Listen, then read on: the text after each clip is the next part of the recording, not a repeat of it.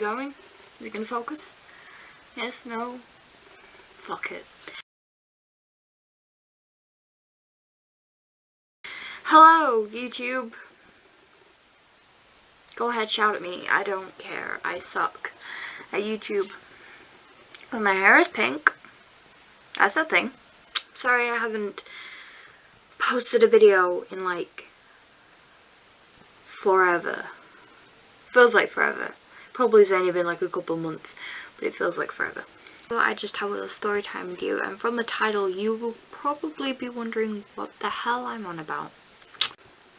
Back in November, I got an email from Sony Music saying, congratulations, you've won a competition to spend the day in London with One Direction. Please fill in your details with your name and age and your guest name and age, as long as you're over the age of 18. The email looked very, very sketchy. Like, it was just like a blank page, there was no pictures or nothing, and it looked really dodgy. So I replied. I put mine and my mum's name because I didn't really want to like say to one of my friends like, oh, do you want to come meet One Direction, and then it'd be a scam.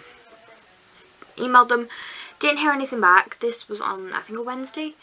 And then on the Friday, I got another email saying, thank you for applying, your guests and everything is all checked up. Here is the itinerary for tomorrow. And I was like, what? So I had to literally be in London on the Saturday, and I got this email on the Friday. Bearing in mind that I had a job that demanded me to be there like every day because of what I was doing. I'm in a different job now, but that's a whole different story.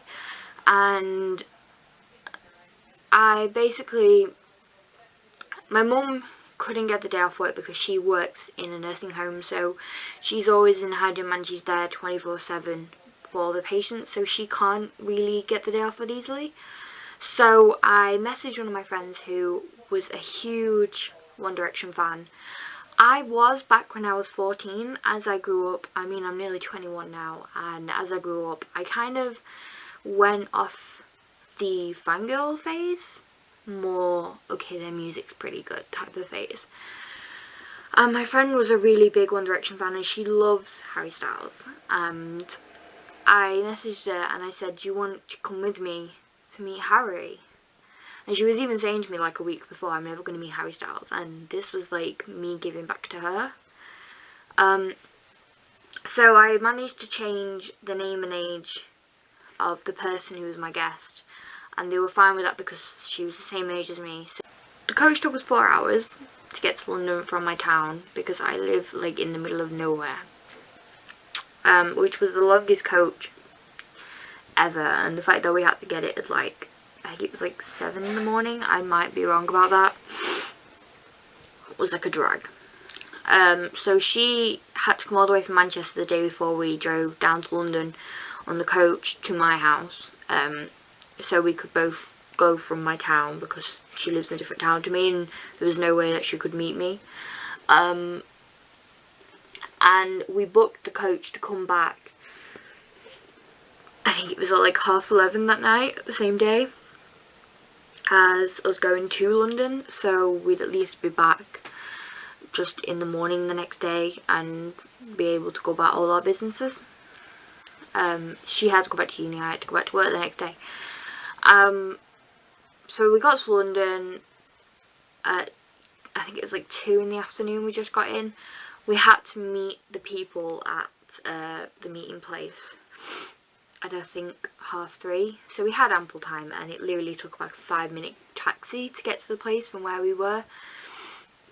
And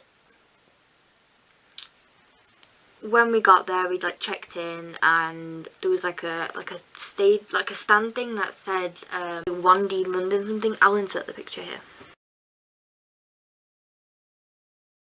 Checked in, everything. They gave us like a name tag, and each of the tags had like a colour.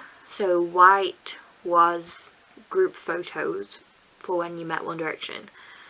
which we later found out this like later on in the day. And there was orange, which were people from outside of Europe, and then there was red from people who were inside of Europe, because it was a bit like what 5 Seconds of Summer do with DerpCon. They flew people from all around the world to London for this,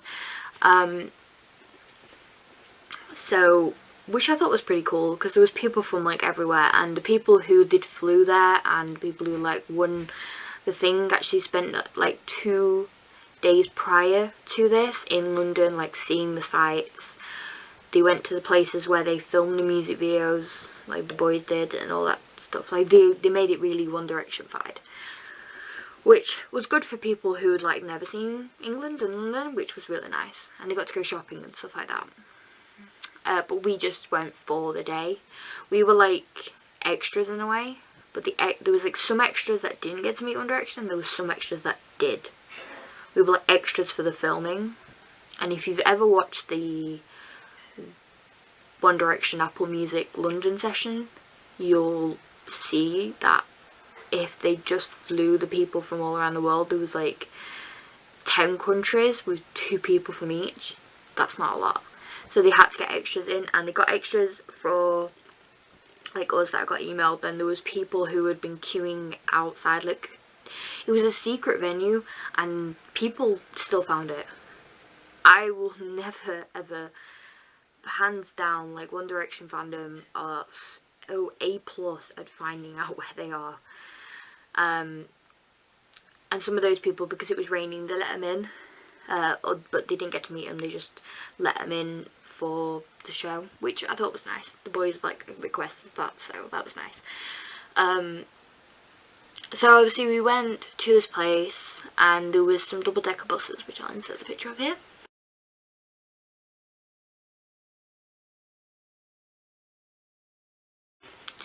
And they were pretty cool, and we went on those. We went around the whole of the sites of London, like Trafalgar Square and Big Ben and stuff, and they showed us mostly places where the boys had filmed, and they were playing One Direction on the bus, and they were talking, and they were like telling us about London and the boys, and it was pretty cool. And we were on our way to the secret venue, which was where we were going to be for the London session, which actually turned out to be in the middle of Essex. In like an underground warehouse where they actually filmed the Story of My Life video. So we were actually stood in the building they filmed Story of My Life, which for us and the boys was really nostalgic to be there. So weird. But we didn't know where we were going until we turned up, and when we turned up we went inside the building. It was freezing in there. And we were like, this is really dodgy, we're probably going to get murdered. Like, it was just really sketchy. And then they were like, right, can White queue up to go there? White group line up, and then when we lined up they went, right, make sure you're in your pairs that you've come in. You're going to go in group of 6, so the 2-2-2 or behind you or whatever. You'll go in and you'll meet One Direction. And we didn't think we were meeting them, we just thought we were going for the experience. And we met them before people who had flew from all over the world met them. So, which was kind of bizarre, like why, I get they did it because of the groups, so group of 6 going in before group of 2. And the people who had like flew from all over the world, you could choose whether you went in your friendship group of 2 or you went in solo, so they had more time, which was really nice because they let them have like more experience. Like we just got 2 photos, and they got to like film it as well as have photos, if that makes sense. So that was the thing. And obviously because we were I think our group of 6 were the second group to go in and meet the boys. So when we got let out from meeting them, we got told to go down and stand where the stage was going to be. We ended up being front row. So my lifelong dream when I was like a 14-year-old child was to meet One Direction and to be front row for one of their concerts. And I ticked that box. It took 5 years, but I ticked it. If you've ever watched the London Apple session, you'll know what happened. Most of the stuff that was happened got cut out. Like, there was a lot of things in the London session with, like, the questions James Corden asked the boys and the songs and stuff that didn't make it in there. Just for the simple fact that they had a time limit on it. But everything that you saw, like the behind the scenes on like the tour and everything, we got to see that as well. When they were filming the songs, you don't realise when they film TV shows, like they may sing, say, I don't know, Perfect. They may sing it once, it may look like once on the telly, but we heard it like 5 times. Which, after like the 4th time, got really samey. But like, that was pretty cool. Some of the songs as well, like on the new album Made in the AM, we were the only people that have ever heard them. I'm hoping that people get to hear them more in the future. It would be really nice, because it would really suck if we were the last people to see One Direction live. I would feel so bad if that ever did happen, because although I was like a huge fan when I was a child, I felt like my inner Directioner in me did come out that day. But I think if I would have met them when I was that age, it would have felt more, I don't know how to put it, I don't know, if you can describe what I'm trying to describe, then yeah. But I was just crazy. The day was just mad, and there's so much I probably missed out, but I'm trying to shorten this story because I ramble a lot. But yeah, we left the building and we were supposed to finish, I think it was 10:30 it was supposed to finish, and our coach is at 11:30, so we had ample time to get from wherever we were to get to the coach. Turns out it didn't finish till like 11:10 because they were running late, because Harry kept messing up the words to one of the songs. I can't remember which one, so they had to film it a dozen times. And we weren't allowed our phones, we weren't allowed watches, we weren't allowed anything that was electronic, anything that could like film or like anything that could disturb the cameras. My battery's flashing, I have to be quick. So we weren't allowed them, so obviously we didn't know the time, so I got our phones and our bags back, and we actually ended up missing the coach back home. Luckily there was a coach that let us go back to a town near me for free, which I'm so thankful that driver, and I wish I knew his name so I could really thank him for that, because he got us home from London, which was a stressful time. But I'm going to cut this short because my battery's dying. Fuck. Okay, I will be back soon. I have Joe Sugg and Casper Lee next on the Hit the Road USA tour, and that will be vlogged because I'm meeting them, so I hope you're going to enjoy that. I will see you guys soon, and if you have any questions, I will leave my Twitter and everything down below as usual, and I will insert my picture with One Direction at the end. I'm gonna go because my battery's saying okay, bye!